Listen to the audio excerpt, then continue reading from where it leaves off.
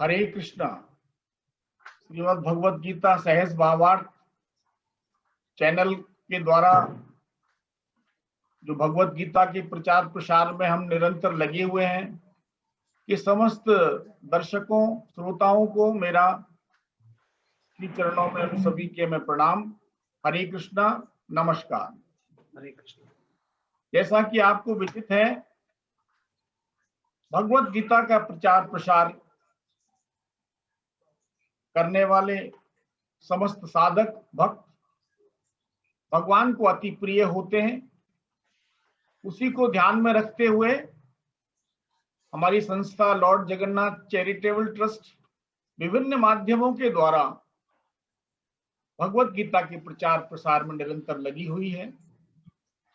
उसी कड़ी में जैसा सब आप दर्शकों को विदित ही है कि हम श्रीमद् भगवत गीता सहज भावार्थ प्लेटफॉर्म के द्वारा भगवान की वाणी श्रीमद् भगवत गीता का यूट्यूब, फेसबुक और वेबसाइट के जरिए निरंतर प्रचार प्रसार में लगे हुए हैं।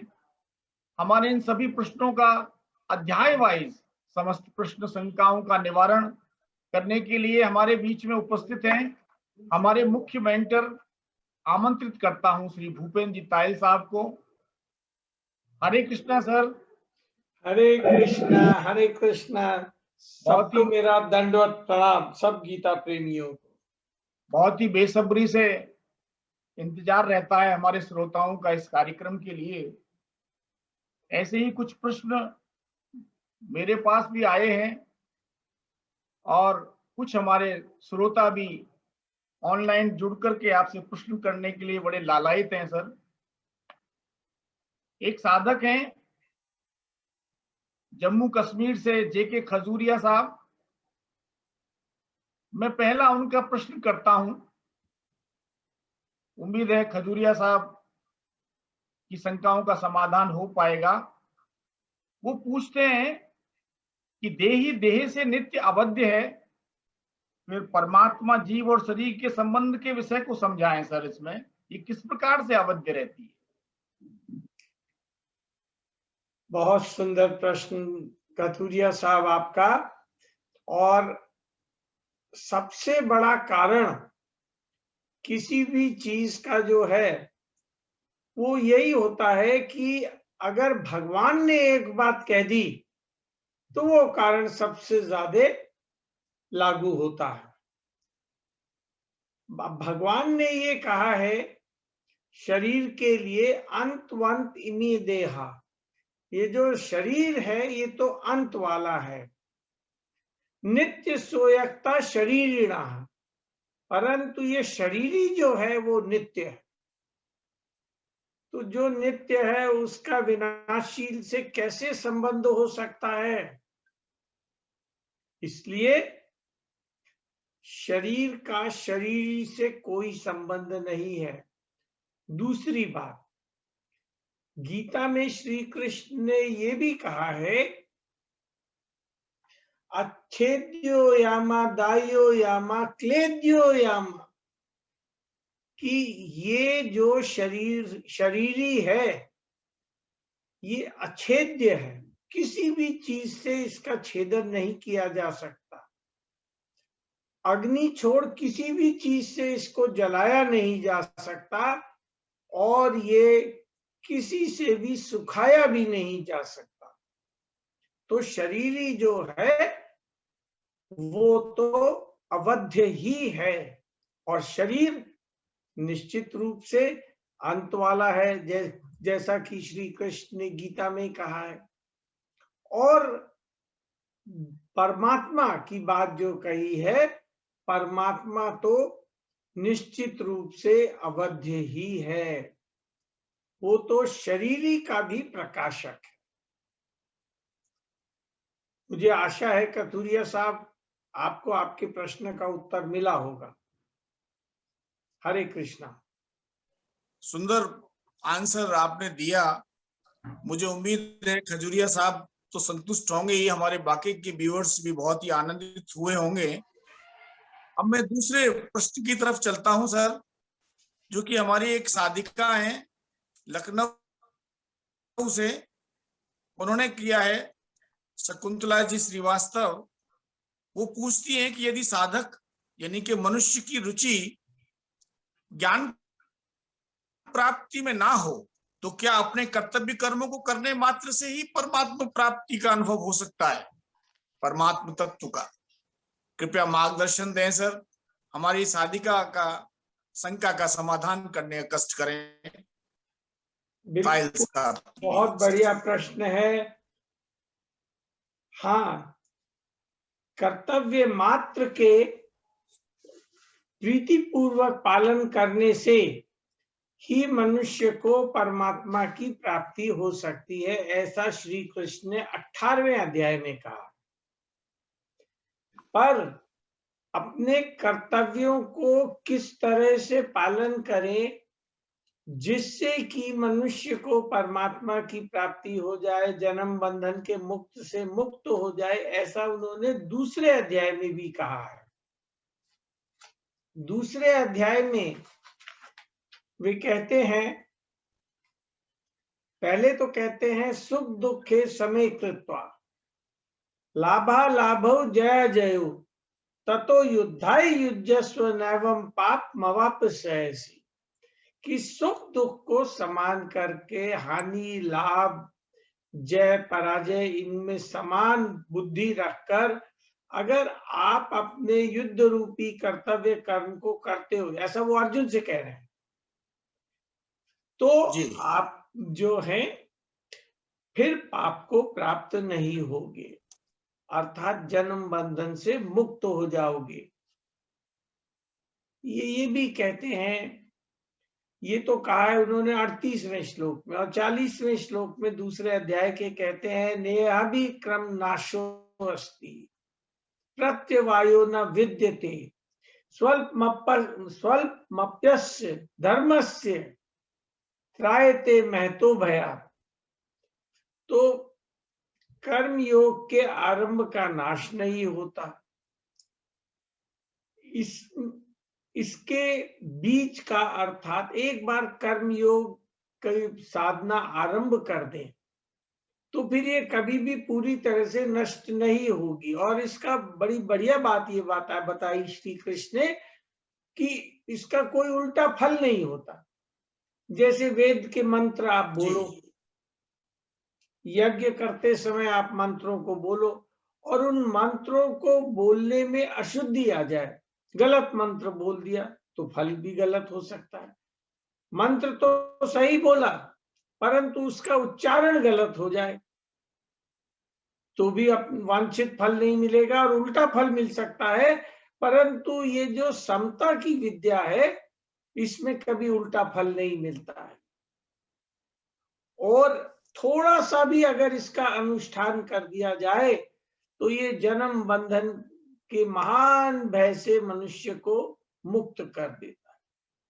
तो समता ऐसी विद्या है जो कि श्री कृष्ण ने भगवत गीता में बताई है, जिससे कि मनुष्य जो है बड़े से बड़े भय से और जन्म बंधन से मुक्त होकर परमात्मा को प्राप्त कर सकता। हरे कृष्णा। बहुत हरे कृष्णा सर, बहुत बहुत सुंदर तरीके से आपने इस बात को समझाया। आपका बहुत बहुत धन्यवाद सर। अब हमारे बीच में एक साधिका जुड़ी हैं, डॉक्टर संतोष थानवी जी जोधपुर से। वो आपसे एक प्रश्न करना चाहती हैं साहब, कृपया उनकी शंका का भी समाधान करें, आपकी बड़ी कृपा होगी। अवश्य अवश्य प्रयास रहेगा। हरे कृष्ण जी। डॉक्टर संतोष थानवी जी। हाँ, हरे कृष्ण।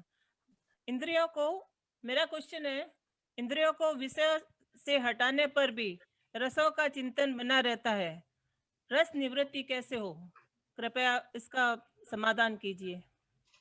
बहुत बढ़िया प्रश्न है आपका,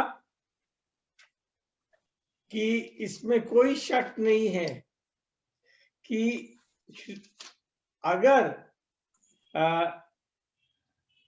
हमने विषयों को, तो देखिए श्री कृष्ण कहते हैं कि विषयों में हमारी आसक्ति नहीं होनी चाहिए।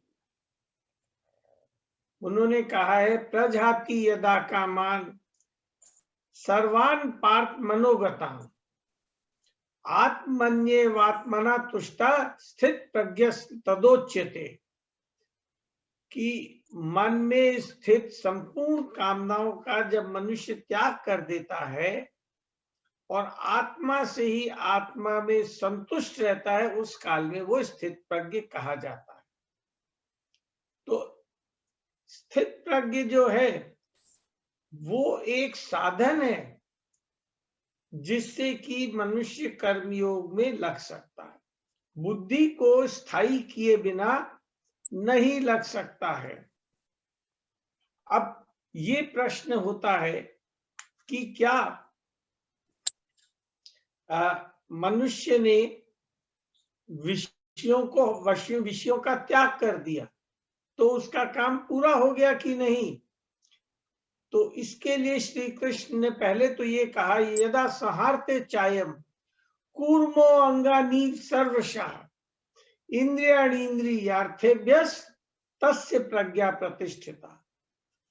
जिस कछुए का उदाहरण देते हुए कहते हैं, कछुआ जिस प्रकार अपने सारे अंगों को बटोर लेता है, बिल्कुल, तो वो अंग दिखते नहीं है, केवल उसकी पीठ दिखती है। ऐसे ही जब पुरुष जो है अपनी इंद्रियों को सारे विषयों से हटा लेता है तो उसकी बुद्धि स्थिर हो जाती है। तो आगे कहते हैं, विषया विनिवर्तन्ते निराहारस्य देहिना रसवर्जम रसोप्यस्य परम दृष्ट्वा निवर्तते, कि ठीक है कि इंद्रियों से तो आपने, मतलब इंद्रियों को विषयों से तो आपने हटा दिया, परंतु उन विषयों में रहने वाली रस बुद्धि जो है वो तो नहीं हटी। उदाहरण के लिए मान लीजिए एक रोगी है, उसको जो बहुत सारी चीजों को खाने का निषेध किया है, मिठाई का निषेध किया है, अब उसके सामने यदि गुलाब जामुन की प्लेट आ जाए तो अभी तो वो खाने का निषेध है और शायद वो खा भी ना पाए, पर उसके अंदर जो उसकी रस बुद्धि है वो तो कायम रहती है। तो वो मन में सोचता है कि मैं ठीक हो जाऊं फिर भरपूर खाऊंगा। तो रस बुद्धि जो है उसको भी दूर करना है। तो रस बुद्धि कैसे दूर हो? रस बुद्धि तभी दूर हो सकती है जब उसे परमात्मा का साक्षात्कार हो जाए। हरे कृष्णा सर। आशा है डॉक्टर संतोष आप सर ने जो बताया है आपकी शंका का समाधान हुआ होगा।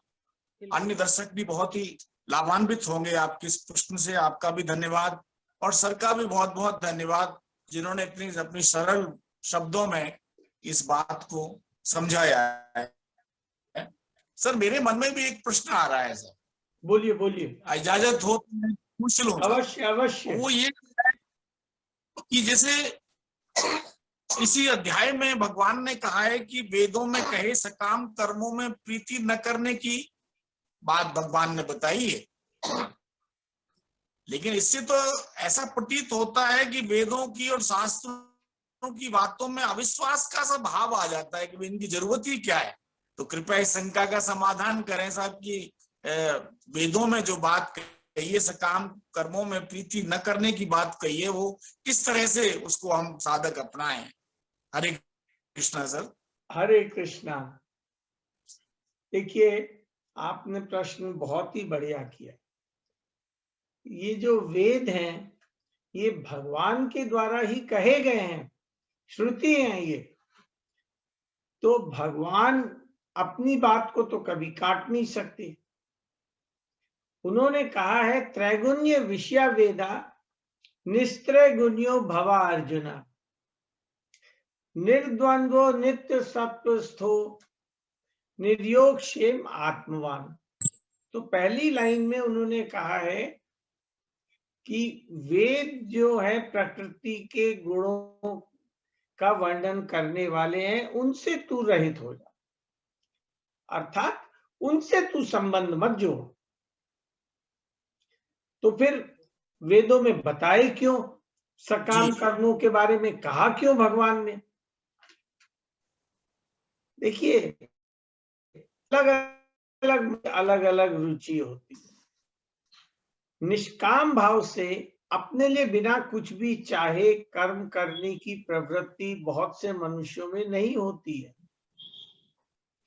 यद्यपि भगवान बार बार कहते हैं कि निष्काम भाव से कर्म करो, और कर्मयोगी उसी ढंग से कर्म करता है, सब लोगों को उसी तरफ आना पड़ता है। तो वेदों में जो सकाम भाव से भी कर्म करते हैं, भोग आदि चाहते हैं, स्वर्गों के भोग को चाहते हैं, तो उनके लिए सकाम भाव से कर्म करने की बात कही है, परंतु वहां पर एक विधि दी है कि इस विधि से करो। तो उस विधि में क्या है, बहुत सारे प्रतिबंध लग जाते हैं, और उन प्रतिबंधों के साथ मनुष्य जब सकाम भाव से भी कर्म करता है तो वो अंततः निष्कामता की तरफ ही प्रगति करता है।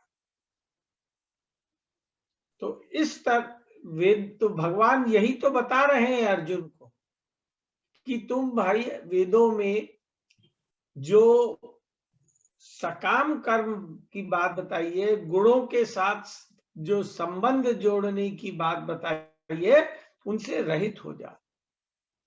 और आगे 13वें अध्याय में उन्होंने ये भी बताया है कि जन्म मृत्यु के बंधन में पड़ने का कारण ही है प्रकृति के गुणों से संबंध जोड़ना। तो यही कारण है। हरे कृष्णा। हरे कृष्णा सर, हरे कृष्णा। बहुत सही बात कही सर कि सकाम कर्म और प्रकृति के साथ संबंध जोड़ करके अगर करेंगे तो वो हमें फलजनक रहेंगे और बंधनकारी होंगे। इसीलिए तो भगवान ने कही बात अर्जुन से कि वेदों में जितनी भी बात बताई गई है सकाम कर्मों वाली, उनमें प्रीति हमें नहीं रखनी है। अब हमारे बीच में सर एक साधक और जुड़े हैं, लक्ष्मण सिंह जी, जो जयपुर से ही हैं। वो अपना एक प्रश्न भी आपसे करना चाह रहे हैं, इजाजत हो तो मैं उनको। अवश्य अवश्य। श्री लक्ष्मण सिंह सर, कृपया अपना प्रश्न पूछें भाई साहब से। हरे कृष्णा सर। हरे कृष्णा लक्ष्मण सिंह साहब। सर मेरा प्रश्न ये है, संसार में रहते हुए समता में स्थित कैसे हुआ जाए, इसका क्या उपाय है? संसार में रह रहे समता कैसे आए हमें, इसका क्या उपाय? बहुत बढ़िया लक्ष्मण सिंह साहब, आपको ये थोड़ा सा अजीब लगेगा, वास्तव में तो जो मनुष्य है वो समता में ही है, समता में ही रहता है। मनुष्य है कौन, शरीर है या आत्मा, बताइए? आत्मा। आत्मा है। तो आत्मा सदैव समता में रहती है, परंतु होता क्या है कि जब ये आत्मा शरीर से संबंध जोड़ लेता है, तब फिर जो शरीर में निरंतर परिवर्तन होते हैं, तो आत्मा उन परिवर्तनों को अपने में होने वाला मान लेता है, और उसको चीजें अच्छी बुरी लगने लगती हैं, और वो बंध जाता है। तो अगर वो ये, और देखिए ये जो है परिवर्तन जो उसको करना है जिससे कि वो समता में ही रहे, इसके लिए पुरुषार्थ से काम नहीं चलेगा। उसको अपनी मान्यता को बदलना पड़ेगा, दृढ़ करना पड़ेगा कि मैं शरीर नहीं हूं, शरीर मेरा नहीं है, मैं तो भगवान का सनातन अंश आत्मा हूं। बस काम बन जाएगा। हरे कृष्ण। हरे कृष्णा साहब। धन्यवाद बहुत बहुत सुंदर सर।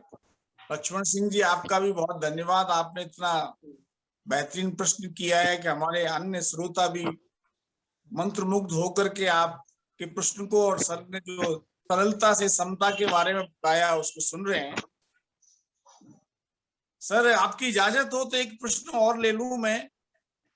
बड़ा सिंपल सा प्रश्न किया है हमारे एक साधक ने, जो कि पटना के रहने वाले हैं, रविंद्र सिंह जी, और वो पूछते हैं कि सर अगर भगवान के भजन में ही हम अगर हर समय लगे रहें तो फिर जीवोपार्जन का कैसे हो पाएगा?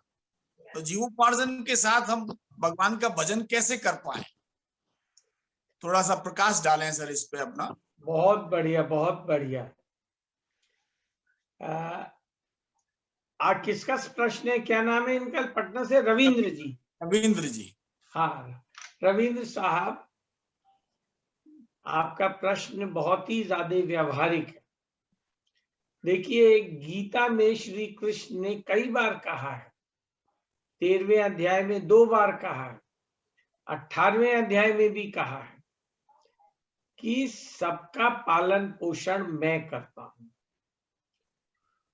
तो आप या आपके जो परिवार वाले हैं, उनका पालन पोषण आपकी आजीविका से उत्पन्न होने वाली आमदनी से नहीं हो रहा है, वो तो भगवान ही कर रहे हैं उसको। तो अब सवाल ये है कि अगर हर समय भगवान का नाम लेंगे तो क्या तो आजीविका की तरफ लग ही नहीं सकते, ये आपका प्रश्न है। तो अगर पहले तो वो समझ लीजिए, और फिर अगर आप उस विश्वास को रख के अपनी आजीविका में लगते हैं, हर समय उस विश्वास को दिमाग में रखें, तो भगवान ने भी कहा है, तस्मात् सर्वेषु कालेषु माम अनुस्मर युद्धेचा, तू सब समय मेरा स्मरण कर और अपना कर्तव्य पालन भी कर। तो भगवान ने आपको जो भी क्षेत्र दिया है आजीविका का पालन करने के लिए, पैसे कमाने के लिए, उस क्षेत्र में जरूर कार्य कीजिए, पर हर समय भगवान का स्मरण रखिए। अब आप कहेंगे कि भाई ऐसे कैसे भगवान का स्मरण रखेंगे, तो फिर कैसे नौकरी कैसे कर सकते हैं, व्यवसाय कैसे कर सकते हैं? तो इसको एक गाड़ी के उदाहरण से देखिए कि जब हम गाड़ी चलाना सीखते हैं तो पहले बताया जाता है कि भाई आप क्लच को धीरे धीरे छोड़ो और एक्सीलरेटर को धीरे धीरे दबाओ। हमारा पूरा ध्यान उस पे होता है। स्टीयरिंग को ढीला मत छोड़ देना, स्टीयरिंग को पकड़े रहो। गाड़ी चलाना इस तरह से सीखते हैं। धीरे धीरे ये होता है कि हमारा क्लच भी दबता है, क्लच भी छूटता है, एक्सीलरेटर भी दबता है, स्टीयरिंग पे हाथ रखा है, हल्के हाथ से कैसा भी हाथ रख दिया है, वो काफी होता है। गाड़ी चलती भी रहती है और हम अपने बगल वाले से बात भी करते रहते हैं। हमें मालूम ही नहीं होता कि कब तो हमने क्लच छोड़ा और कब जो है एक्सीलरेटर दबाया, परंतु दृष्टि सामने की तरफ लगातार बनी रहती है। ऐसे हमारी दृष्टि जो है परमात्मा की तरफ लगे रहे और अपने काम को करते रहे। दूसरा उदाहरण ले लीजिए, जो गांव की स्त्रियां हैं, सर पे मटका रखकर पानी भरकर लाती हैं, साथ साथ चल रही हैं, मटके पर उनका हाथ नहीं रहता है, आपस में बात कर रही होती हैं, परंतु ध्यान मटके पे रहता है। तो ऐसे ही आप हर काम को जब भगवान का काम मानकर करेंगे तो आपकी दृष्टि परमात्मा पे रहेगी, काम जरूर होगा। वाह वाह, बहुत सुंदर सर, बहुत सुंदर। इतना प्यारा उदाहरण दिया है। सब हम अक्सर सब गाड़ियां चलाते हैं और दृष्टि बिल्कुल रहती है उस पे ही। ऐसे ही अगर हम समस्त कर्मों को भगवान कि परायण होकर के भगवान को ही अपने दृष्टिगत रखेंगे तो हमारे जीवोपार्जन के साथ में भगवान के भजन रूपी कर्तव्य कर्म भी होते रहेंगे और भगवान का ध्यान भी बना रहेगा। बिल्कुल। आपका बहुत बहुत धन्यवाद सर। एक और प्रश्न सर, हमारे एक रेगुलर साधक हैं, उन्होंने मेरे माध्यम से आपसे पूछवाया है। उनका नाम है आपका सुरेंद्र सिंह जी, जो टोंक से हैं। वो कहते हैं सर कि भगवत गीता का ये जो श्लोक है, बड़ा ही आइकॉनिक श्लोक, कर्मण्येवाधिकारस्ते मा फलेषु कदाचन, हर जगह इसका कोट होता है, लेकिन अक्सर इसके बारे में कई तरह की भ्रांतियां बनी रहती हैं। भाई सामाजिक बात, भाई ठीक है कर्म किए जाओ, फल को इच्छा भगवान पर छोड़ दो, वही करेंगे। लेकिन सुरेंद्र जी पूछते हैं कि इसमें भगवत गीता में भगवान ने इस श्लोक के द्वारा वास्तविक संदेश क्या दिया है? थोड़ा सा इस पर प्रकाश डालें सर, आपकी बड़ी कृपा होगी सर। हरे कृष्णा। हरे कृष्णा। राम प्रकाश साहब, आप बिल्कुल ठीक कह रहे हैं। ये सबसे ज्यादा प्रचलित श्लोक है गीता का और सबसे ज्यादा गलत समझा जाने वाला है। जी सर। आमतौर पे इसका अर्थ यही लिया जाता है कि तू कर्म करते चल और फल की इच्छा मत कर। जी। लेकिन ये तो नहीं कहा है इस श्लोक में। इस श्लोक में कहा है कर्मण्येवाधिकारस्ते मा फलेषु कदाचन, कि तेरा कर्म करने में अधिकार है, फल में कभी नहीं। हाँ, आगे वाली लाइन में भी कुछ कहा है, मातु संगोस्त्व कर्मणि, ये भी कहा है कि तू अकर्मण्य मत हो जाना। परंतु इसका ये अर्थ नहीं है कि तू सुबह से लेकर रात तक कर्म करता रहे। इसका ये अर्थ है कि तेरे को कर्म करने का, नए कर्म करने का अधिकार दिया। और ये एक विशेष फैसिलिटी हमें भगवान ने दी है। देखिए, बाकी जितनी भी मनुष्य योनि के अलावा जितनी भी योनियां हैं, 84 लाख योनियां जो हैं, उनमें किसी को भी नया कर्म करने की छूट नहीं मिली है। वो तो उन्होंने जो पहले कर्म किए हैं केवल उसका फल ही भोग सकते हैं। मनुष्य ही है, मनुष्य योनि में ही जब जीव आता है तो उसको ही ऐसी छूट मिली है कि वो जिस प्रकार का कर्म करना चाहे फल स्वरूप वो उस तरह का कर्म कर सकता है।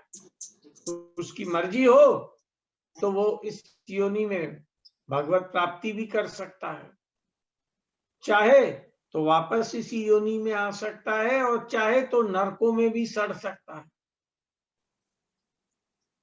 अगली योनि उसको पशु पक्षियों की भी मिल सकती है। ये उस पे निर्भर करता है।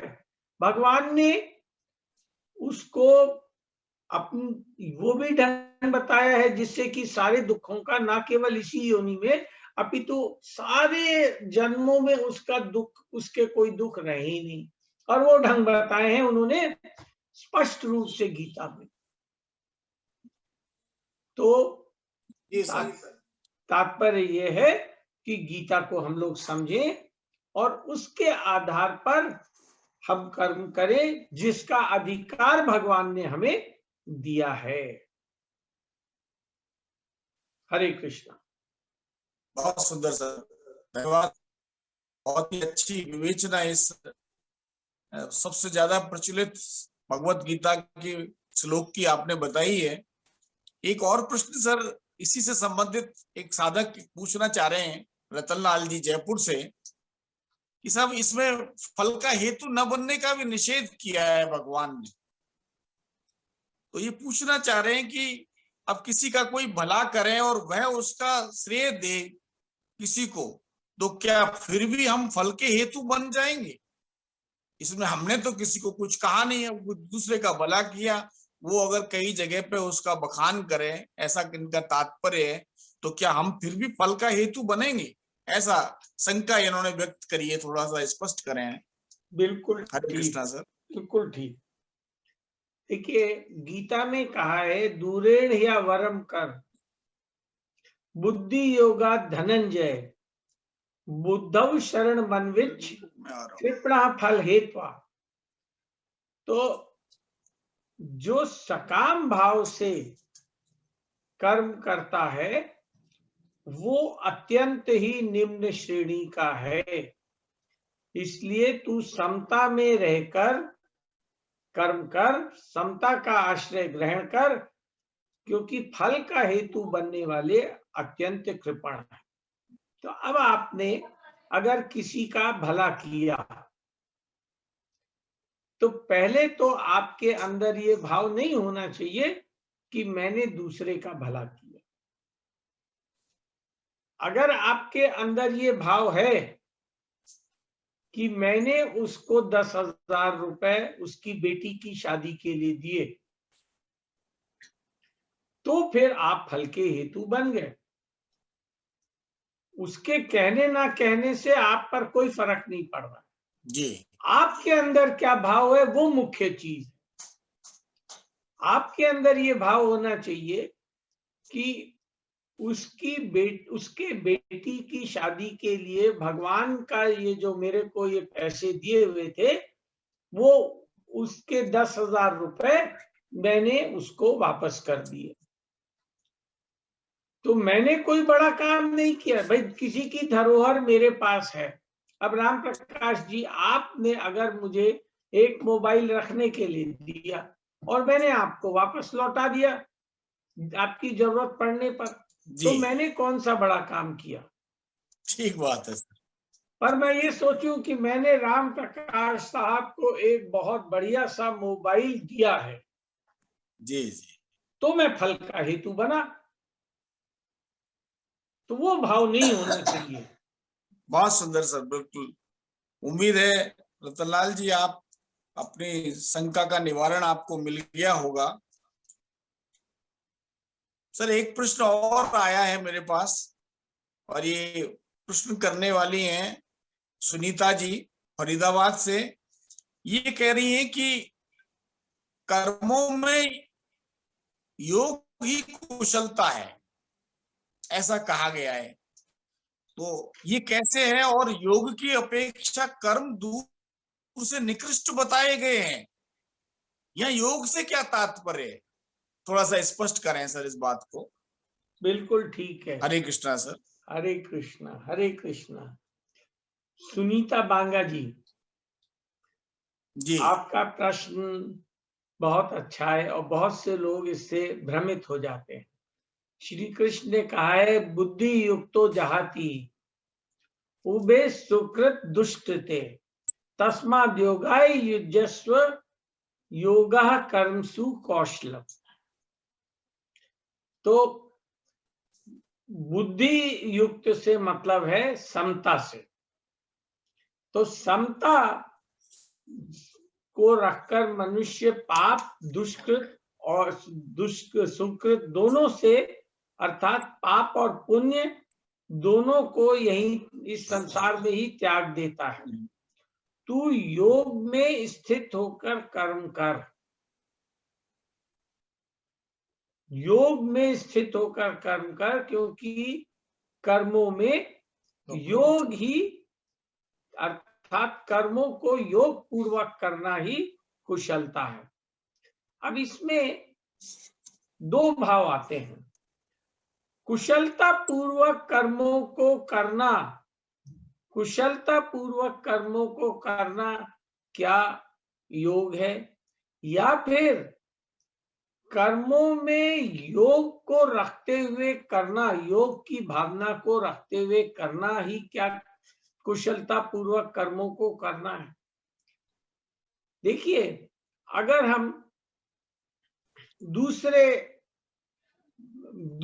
प्रोपोजिशन के अनुसार चलें कि कुशलता पूर्वक कर्मों को करने से योग हो जाता है, तब तो अगर कुशलता पूर्वक डाका डालें, चोरी करें, तो क्या वो योग है?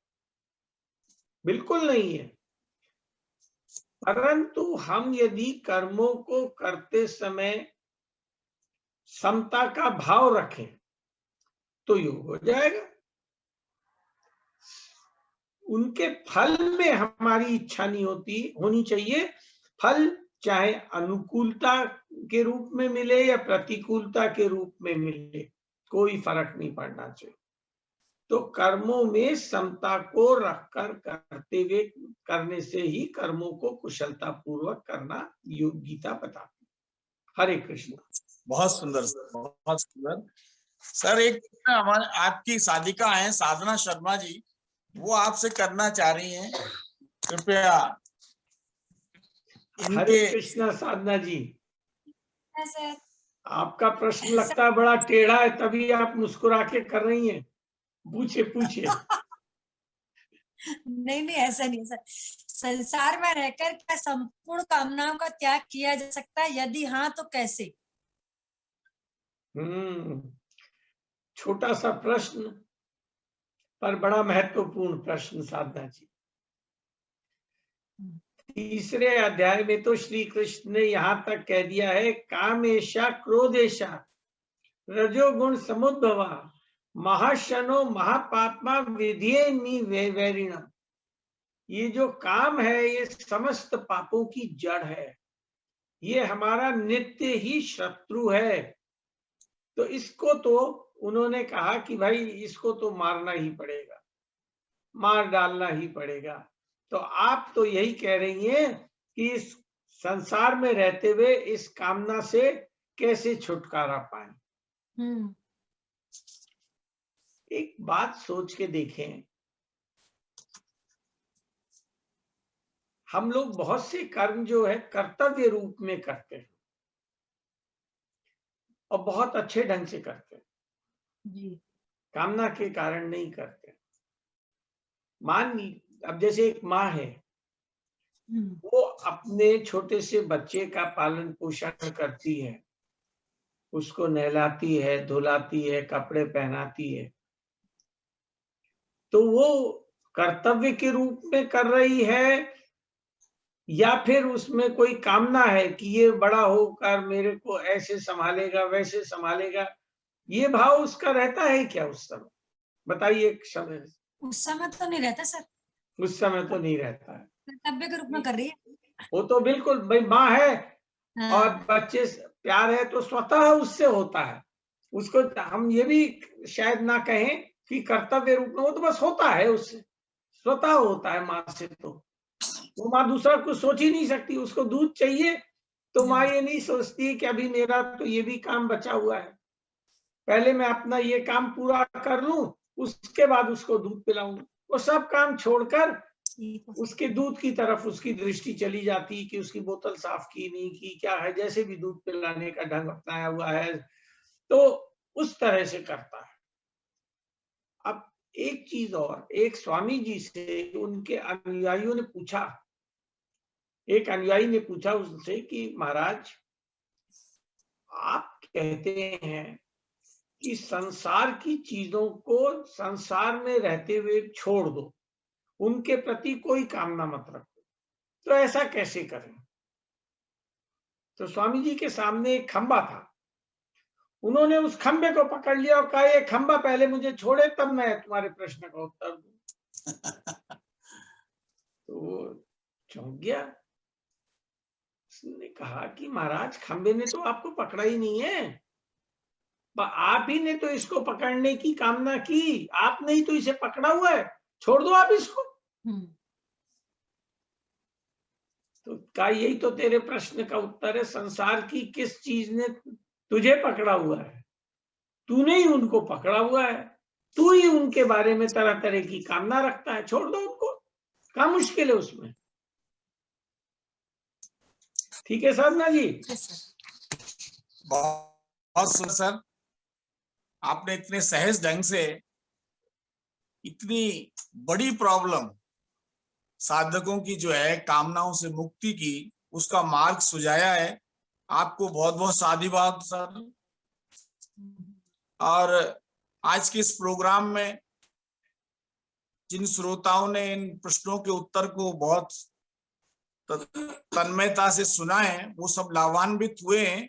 और प्रश्नकर्ता भी, सभी श्रोताओं से मेरा निवेदन है कि कृपया इस चैनल को आप लाइक करें, यूट्यूब पर, फेसबुक पर, वेबसाइट पर जाकर के, और इसमें जो नीचे बॉक्स में आपके जो प्रश्न हैं उससे संबंधित आप प्रश्न भी आप हमें भेज सकते हैं, जिनका कि हम आपको आने वाले एपिसोड्स में कंटिन्यू जो अध्याय वाइज हम रख रहे हैं उसमें आपके प्रश्नों को लगातार जैसे आज है उसी तरह से आगे आपकी शंका रखते रहेंगे।